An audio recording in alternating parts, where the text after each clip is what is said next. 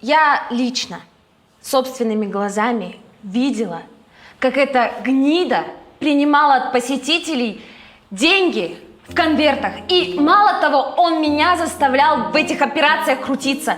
И вот сколько я его не уговаривала, он все равно в этой грязи оставался, все равно шел против закона. И он меня всегда называл простой, тупой, некрасивой секретаршей.